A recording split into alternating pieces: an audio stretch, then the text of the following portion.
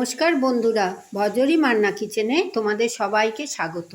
আজকে আমি একটা অন্যরকম ডিমের রেসিপি নিয়ে তোমাদের সঙ্গে শেয়ার করছি। আমার আজকের উপস্থাপনা মেথি পাতা দিয়ে ক্রিম দিয়ে ডিমের আন্ডা মালাই। চলো কি কি উপকরণ লাগছে আর কিভাবে রান্নাটা করছি আমরা দেখে নিই।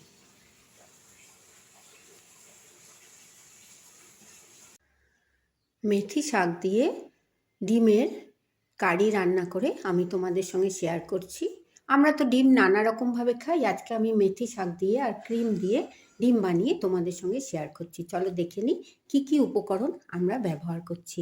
সবার প্রথমে আমি এখানে একটু মেথি শাক নিয়ে নিয়েছি, একটু আদা রসুন পেঁয়াজের পেস্ট করেছি, টমেটো কুচি, ক্যাপসিকাম, কাঁচা লঙ্কা কুচি, আর নিয়েছি 4টে ডিম, একটু বেসন আর ফ্রেশ ক্রিম। এই দিয়ে আমি ডিমের কারিটা তৈরি করছি। চলো রান্নাটা আমরা শুরু করে নিই। সবার প্রথমে আমি এই বেসনটা নিয়েছি, তার মধ্যে একটু নুন দিয়ে দিচ্ছি আর একটু হলুদ দিয়ে দিচ্ছি পরিমাণ মতো। আর নুন হলুদ দিয়ে আমি একটু বেসনটাকে ফেটিয়ে নিচ্ছি অল্প জল দিয়ে। বেশি জলের ব্যবহার করব না, আমার মোটামুটি ব্যাটারটা একটুখানি ঘনই হবে।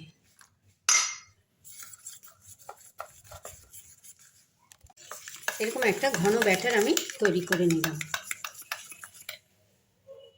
ডিমগুলোকে আমি অর্ধেক করে কেটে নিয়েছি, তার উপরে একটু আমি নুন ছড়িয়ে দিচ্ছি। বেসনে একটু নুন আছে তাই জন্য বেশি নুন দিলাম না, হালকা করে একটু হলুদও দিয়ে দিচ্ছি। দিয়ে ডিমগুলোকে একটু আমি মাখিয়ে নিচ্ছি।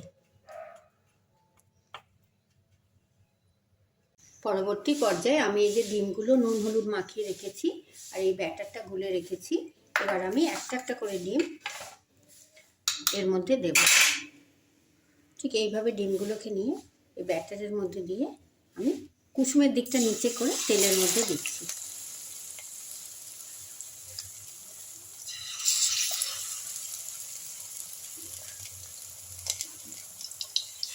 ডিমগুলো আমি এক পিঠ করে এবার ভেজে নেব।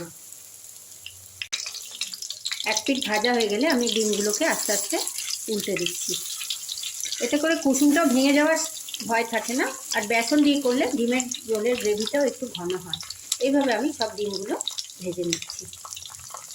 ডিমগুলোকে আমি 2 পিঠ ভেজে এইভাবে তুলে রেখেছি। এরপর আমি ওই তেলের মধ্যেই দিয়ে দিচ্ছি একটা শুকনো লঙ্কা, একটা তেজপাতা, 2টো শুকনো লঙ্কা, একটু দারচিনি, একটু লবঙ্গ আর একটু গোটা জিরে।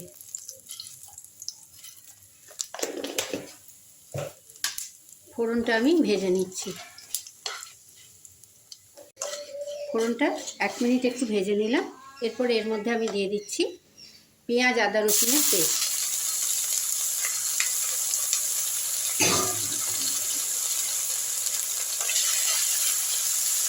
আদা রসুন পেঁয়াজটাকে আমি ভেজে রেখেছিলাম, এটা দিয়ে দিলাম। আর এই মশলার মধ্যে আমি একটু জিরের গুঁড়ো দিচ্ছি,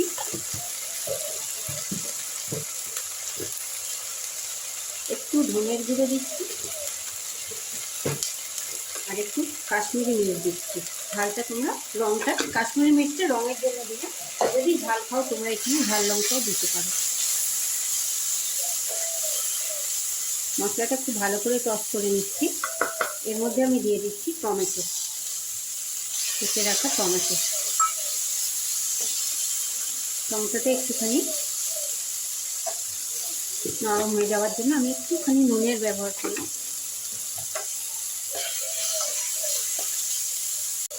এক মিনিট একটু টমেটোটাকে আমি নুনের সঙ্গে ভাজা ভাজা করলাম। এরপর এর মধ্যে আমি দিয়ে দিচ্ছি পেঁয়াজ, ক্যাপসিকাম আর কাঁচা লঙ্কা। পেঁয়াজ আমি বেটেই দিয়েছি, ক্যাপসিকাম কাঁচা লঙ্কাও দিয়ে দিলাম।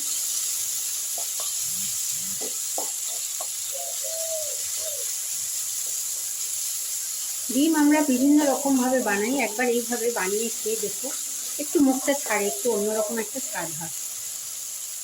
মশলাটা কষে নিচ্ছি।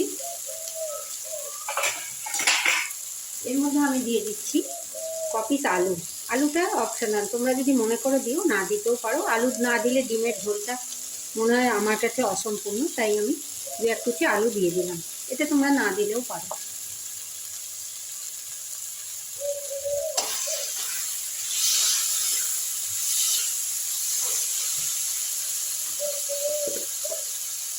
একটু হলুদ গুঁড়ো দিয়ে দিচ্ছি।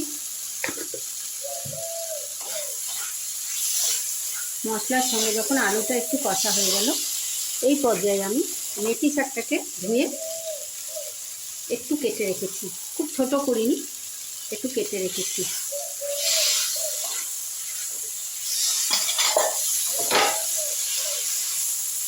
মেথি শাক এই শীতকালে খুব ফ্রেশ মেথি শাক পাওয়া যায়, আমরা অনেক রকমভাবে চচ্চড়ি করে খাই। আজকে আমি মেথি শাকের এই গন্ধটা ডিমের কারিতে খুব ভালো আসে, সেই জন্য আমি ধনে পাতা যেরকম দিই সেরকম মেথি পাতা দিলাম। আজকে আর ধনে পাতার ব্যবহার করব না, মেথি পাতাটা আমার মশলার সঙ্গে আমি কষে নিচ্ছি।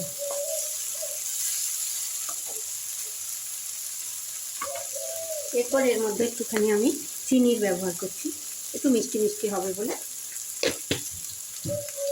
যারা না মিষ্টি ভালোবাসে তরকারিতে, তোমরা এই চিনিটা দিও না। গ্যাসের ফ্লেমটা একটু কমিয়ে দিলাম।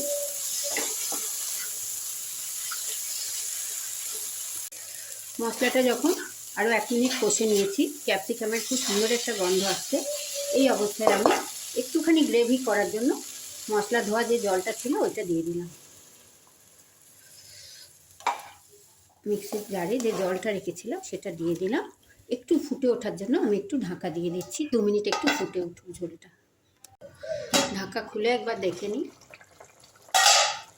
একটা দারুণ ক্যাপসিকামের গন্ধ আসছে, মেথি শাকের গন্ধ আসছে, বেশ মাখো মাখো হয়েছে গ্রেভিটা। এই পর্যায়ে আমি একটু স্বাদটা বাড়াবার জন্য একটু ফ্রেশ ক্রিম দিয়ে দিচ্ছি। এটা তো অপশনাল, দিতেও পারো নাও দিতে পারো। যাদের ক্রিম নেই তোমরা একটু বাটার দিয়ে দিও, মেথি শাকের সঙ্গে বাটারটা খুব ভালো লাগে। একটু দিয়ে দিলাম ক্রিম।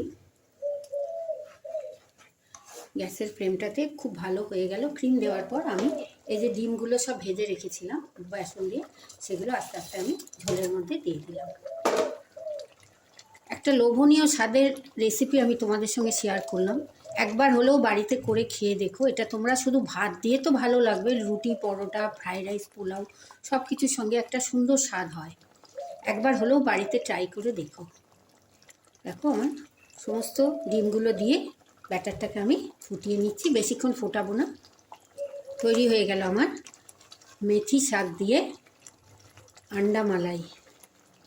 যদি আমার ভিডিওটা তোমাদের ভালো লাগে, অনেক লাইক, শেয়ার, কমেন্ট করো, সাবস্ক্রাইব করে বেল আইকন প্রেস করো, যাতে আমার সমস্ত রান্নার নিত্য নতুন ভিডিও তোমরা সবার আগে দেখতে পাও। কোন বন্ধু কোথা থেকে দেখছো জানিও। সবাই খুব ভালো থেকো, সুস্থ থেকো, সাবধানে থেকো। আবার দেখা হচ্ছে পরবর্তী কোনো নতুন ভিডিও নিয়ে। ততক্ষণ অবধি ধন্যবাদ।